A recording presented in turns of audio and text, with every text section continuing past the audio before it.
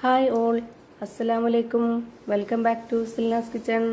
ഇന്നത്തെ recipe pasta വെച്ച് ഒരു അടിപൊളി ടേസ്റ്റി ആയിട്ടുള്ള ഒരു പായസത്തിൻ്റെ റെസിപ്പിയാണ്.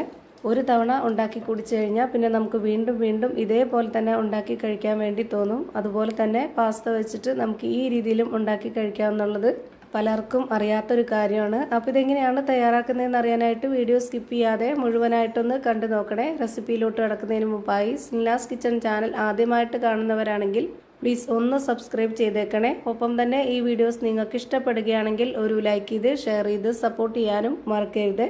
ഇനി നമുക്ക് ഇതെങ്ങനെയാണ് തയ്യാറാക്കുന്നതെന്ന് നോക്കാം.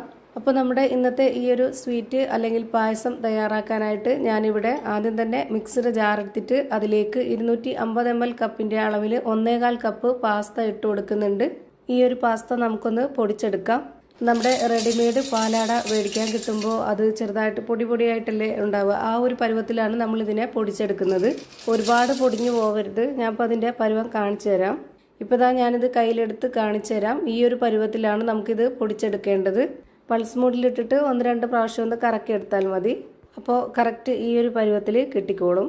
ഇനി ഇതൊന്ന് മാറ്റി വെച്ചേക്കാം. അടുത്തതായി ഇത് തയ്യാറാക്കുന്നത് എങ്ങനെയെന്ന് നോക്കാം. അതിനായിട്ട് സ്റ്റവിലേക്ക് ഒരു കടായി വെച്ച് കൊടുത്തിട്ടുണ്ട്. എന്നിട്ട് ഫ്ലെയിം ഓണാക്കിയതിന് ശേഷം നന്നായിട്ടൊന്ന് ചൂടായിട്ട് വരുമ്പോൾ അതിലേക്ക് 250 ml കപ്പിൻ്റെ അളവിൽ 1/4 കപ്പ് പഞ്ചസാര ഇട്ട് കൊടുത്തിട്ട് ഇതുപോലെ ഒന്ന് കാരമലൈസ് ചെയ്തെടുക്കുന്നുണ്ട്.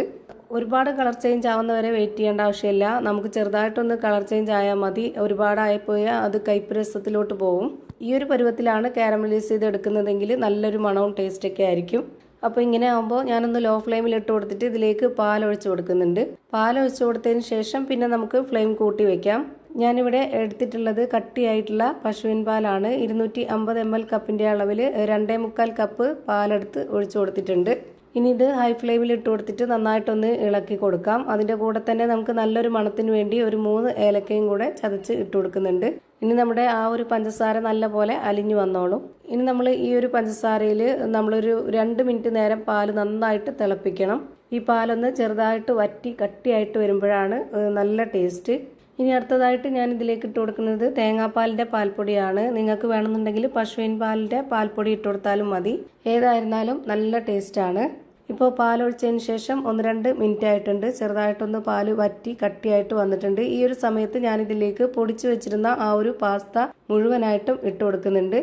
ഇനി ഇട്ട് കൊടുത്ത ഉടനെ തന്നെ കട്ട കെട്ടാതെ പെട്ടെന്ന് തന്നെ ഇളക്കി കൊടുത്ത് യോജിപ്പിച്ചെടുക്കുക. എന്നതിന് ശേഷം ഇതിലേക്ക് കുറച്ച് ക്യാരറ്റ് ഗ്രേറ്റ് ചെയ്തതാണ് ഇട്ട് കൊടുക്കുന്നത്. 250 ml കപ്പിൻ്റെ അളവിൽ 1 കപ്പ് ഗ്രേറ്റ് ചെയ്ത് എടുത്തിട്ടുള്ള ക്യാരറ്റാണ്. അത് മുഴുവനായിട്ടും ഇതിലേക്ക് ഇട്ട് കൊടുക്കുന്നുണ്ട്.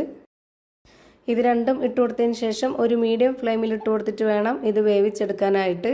ഇത് വെന്ത് വരുമ്പോഴത്തേക്ക് നന്നായിട്ട് കട്ടിയായിട്ട് കുറുകി പോകുന്നുണ്ട് എന്നുണ്ടെങ്കിൽ നമുക്ക് വേണമെന്നുണ്ടെങ്കിൽ വീണ്ടും പാലൊഴിച്ചു കൊടുക്കാം. അതല്ലാന്നുണ്ടെങ്കിൽ വെള്ളം ഒഴിച്ചു കൊടുത്താലും കുഴപ്പമില്ല. ഞാനിവിടെ 250 ml കപ്പിൻ്റെ അളവിൽ ഘട്ടം ഘട്ടമായിട്ട് 2 കപ്പ് വെള്ളം ഒഴിച്ചു കൊടുത്തിട്ടുണ്ട്. അപ്പോഴാണ് ഇതിൻ്റെ പരുവം കറക്റ്റ് ആയിട്ടുള്ളത്. പാസ്ത നല്ല ചവ്വരിയൊക്കെ ഉള്ള പോലെ തന്നെ നല്ല പോലെ കുറുകി വരുന്ന ഒന്നാണ്. അപ്പോൾ അതുകൊണ്ട് തന്നെ നല്ല കട്ടിയായിട്ട് പോവും. അപ്പോൾ നമുക്ക് ഏത് പരുവത്തിലാണോ വേണ്ടത് ആ ഒരു പരുവത്തിൽ നമ്മളിതിനെ റെഡിയാക്കി എടുക്കുക. ഇപ്പോൾ ഇത് നന്നായിട്ട് വേവിച്ചിട്ടുണ്ട്. ഈ ഒരു പരുവാണ് ഇതിൻ്റെ കറക്റ്റ് പരുവം. ഇപ്പോൾ കുറച്ച് ലൂസായിട്ടാണ് ഇരിക്കുന്നത്. ആ ഒരു പരുവത്തിൽ നമ്മളിതിൻ്റെ ഫ്ലെയിം ഓഫ് ചെയ്ത് കൊടുക്കുക. ഒരു 5 മിനിറ്റ് കഴിയുമ്പോഴേക്ക് നന്നായിട്ട് കറക്റ്റ് പരുവത്തിൽ കുറുകി കിട്ടും. ഇപ്പോൾ ഞാനൊരു പാൻ വെച്ച് കൊടുത്തതിന് ശേഷം അതിലേക്ക് ഫ്ലെയിം ഓണാക്കി കൊടുത്തിട്ട് ഒരു 2.25 സ്പൂൺ അളവിൽ നെയ്യ് ഒഴിച്ച് കൊടുത്തിട്ടുണ്ട്. അതിലേക്ക് ഇനി കുറച്ച് അണ്ടിപ്പരിപ്പും അതുപോലെ തന്നെ ഉണക്കമുന്തിരിയും ഇട്ട് കൊടുത്തിട്ട് ഇതുപോലെ നന്നായിട്ടൊന്ന് മൂപ്പിച്ചെടുക്കുന്നുണ്ട്. എന്നിട്ട് നമുക്ക് ഇതിന് മുകളിലേക്കായിട്ട് ഒഴിച്ചു കൊടുത്തിട്ട് ഇതുപോലെ നന്നായിട്ടൊന്ന് ഇളക്കി കൊടുക്കാം. ഇപ്പോൾ നല്ല പരുവത്തിന് കിട്ടിയിട്ടുണ്ട്. നന്നായി കുറുകി വന്നു. എപ്പോഴും ഒരേ രീതിയിൽ ട്രൈ ചെയ്ത് നോക്കാതെ ഇതുപോലെ ഒന്ന് വെറൈറ്റി ആയിട്ടൊന്ന് ചെയ്ത് നോക്കുക. കുട്ടികളുള്ള വീട്ടിലൊക്കെ സ്ഥിരമായിട്ടല്ലെങ്കിലും വല്ലപ്പോഴും ഒക്കെ മേടിക്കുന്ന ഒരു ഐറ്റമാണ് പാസ്ത. അപ്പോൾ നമ്മൾ ഒരു തവണ ഇതുപോലെ ഒന്ന് ട്രൈ ചെയ്ത് നോക്കുക. അപ്പോൾ നമ്മുടെ അടിപൊളി ടേസ്റ്റി ആയിട്ടുള്ള വെറൈറ്റി ആയിട്ടുള്ള ഒരു പായസം റെഡിയായി കിട്ടി. അപ്പോൾ ഇത്രയേ ഉള്ളൂ ഇന്നത്തെ വീഡിയോ ഇഷ്ടമായാൽ ലൈക്ക് ചെയ്യാനും കമൻറ്റ് ചെയ്യാനും ഷെയർ ചെയ്യാനും മറക്കരുത്. അതുപോലെ തന്നെ ഞാനിടുന്ന പുതിയ വീഡിയോസ് നോട്ടിഫിക്കേഷനായിട്ട് കിട്ടുന്നതിന് വേണ്ടി സബ്സ്ക്രൈബ് ചെയ്ത് ബെല്ലൈക്കൺ അമർത്തി അതിൽ ഓൾ എന്ന ഓപ്ഷൻ എനേബിൾ ചെയ്ത് കൊടുക്കാനും മറക്കരുത്.